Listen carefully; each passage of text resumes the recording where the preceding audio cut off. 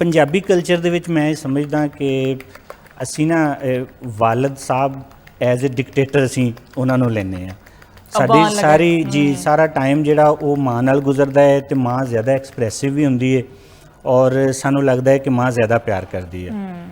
ਜਦਕਿ ਮੈਂ ਜਦੋਂ ਖੁਦ ਹੁਣ ਵਾਲਦ ਬਣਿਆ ਹੈਗਾ ਅਤੇ ਮੈਨੂੰ ਇਹ ਸਮਝ ਆਈ ਹੈ ਕਿ ਨਹੀਂ, ਵਾਲਦ ਵੀ ਉਤਨਾ ਹੀ ਪਿਆਰ ਕਰਦਾ ਆਪਣੀ ਔਲਾਦ ਨਾਲ ਜਿਤਨਾ ਮਾਂ ਕਰਦੀ ਹੈ, ਲੇਕਿਨ ਉਹ ਐਕਸਪ੍ਰੈਸਿਵ ਨਹੀਂ ਹੁੰਦਾ। ਹਾਂ, ਉਹਨਾਂ ਦਾ ਤਰੀਕਾ ਫਰਕ ਹੁੰਦਾ ਹੈ, ਕੁਝ ਤਰੀਕਾ ਫਰਕ ਹੁੰਦਾ ਹੈ, ਚੀਜ਼ ਲੈ ਕੇ ਆ ਗਏ, ਕੋਈ ਸੈਰ ਕਰਾਉਣ ਲੈ ਗਏ ਜੀ। ਹਾਂ, ਔਰ ਮੇਰੀ ਨਿਜ਼ਮ ਦਾ ਅਸਲ 'ਚ ਮੁਹਰਕ ਇਹ ਹੈਗਾ ਜੀ ਕਿ ਅਸੀਂ ਆਪਣੇ ਵਾਲਦ ਨੂੰ, ਮੈਂ ਜ਼ਾਤੀ ਤੌਰ 'ਤੇ ਸਮਝਦਾ ਕਿ ਮੈਂ ਉਤਨਾ ਪਿਆਰ ਨਹੀਂ ਕਰ ਸਕਿਆ ਜਿਹੜਾ ਮੈਂ ਕਰਨਾ ਚਾਹੁੰਦਾ ਸੀ।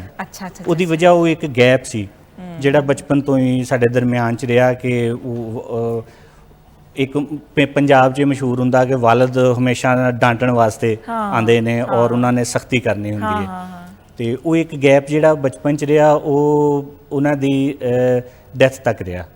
ਅਤੇ ਅਗਰ ਮੈਂ ਕਹਾਂ ਕਿ ਮੈਨੂੰ ਉਹਨਾਂ ਨਾਲ ਪਿਆਰ ਜਿਹੜਾ ਹੋਇਆ ਉਹਨਾਂ ਦੀ ਡੈਥ ਤੋਂ ਬਾਅਦ ਹੋਇਆ।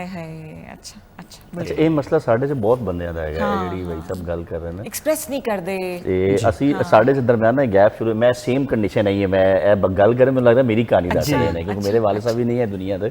ਤੇ ਇਹ ਜਿਹੜਾ ਚੱਕਰ ਹੈ ਨਾ, ਇਹ ਸਾਡੇ ਪੰਜਾਬ 'ਚ ਅਕਸਰ ਹੀ ਪਾਇਆ ਜਾਂਦਾ ਹੈ। ਇਹ ਹੁਣ ਆ ਕੇ ਹੋਇਆ ਕਿ ਬੱਚੇ ਜਰਾ ਪੜ੍ਹ ਲਿਖ ਕੇ ਰਿਸਪੈਕਟ ਦਾ ਐਲੀਮੈਂਟ ਆਉਂਦਾ ਹੈ ਜਾਂ ਖੌਫ ਦਾ ਆਉਂਦਾ ਹੈ? ਇਹ ਖੌਫ ਰਿਸਪੈਕਟ ਦੋਵੇਂ ਹੈ, ਸਮਝ ਲਓ।